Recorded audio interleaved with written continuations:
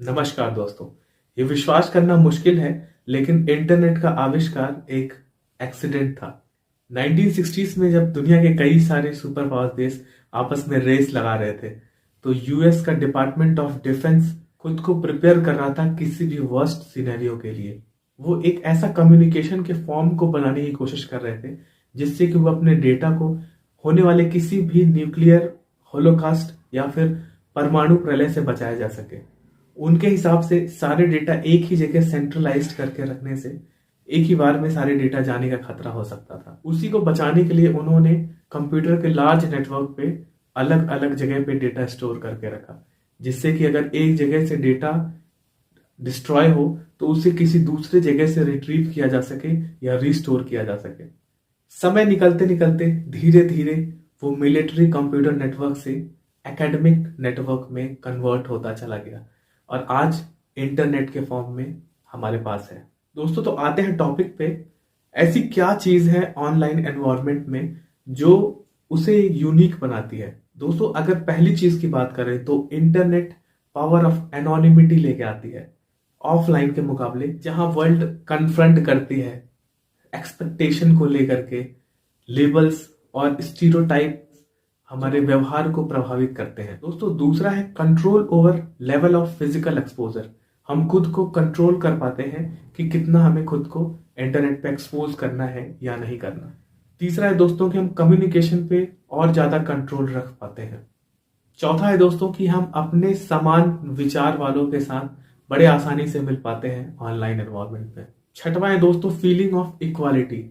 हम बराबर होने का महसूस करते हैं जब भी ऑनलाइन एनवायरनमेंट में होते हैं। सातवां है दोस्तों फन ऑफ वेब सर्फिंग, यानी कि हम एंजॉय करते हैं नई नई चीजों को खोजने के लिए, एक्सप्लोर करने के लिए इंटरनेट में। दोस्तों, आप समझते हैं कि क्या पर्सनालिटी हमारे ऑनलाइन बिहेवियर को अफेक्ट करती है?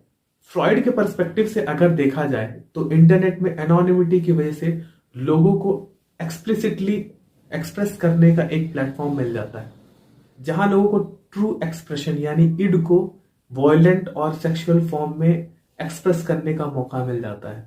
बहरहाल इन सब के लिए रेगुलेशंस बहुत सारे हैं इंटरनेट पे, लेकिन असलियत ये है कि मॉनेटरी बेनिफिट की वजह से ये लागू नहीं हो पाते पूरी तरह।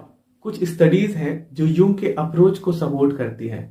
उनके हिसाब से इंटरनेट स्पेस एक इंट्रोवर्ट के लिए जरिया है जो उनकी डिफिकल्टीज को कंपनसेट करती है और उन्हें अलाउ करती है कि वो एक सक्सेसफुल सोशल रिलेशन डेवलप कर पाए और अपने रियल सेल्फ को एक्सप्रेस कर पाए।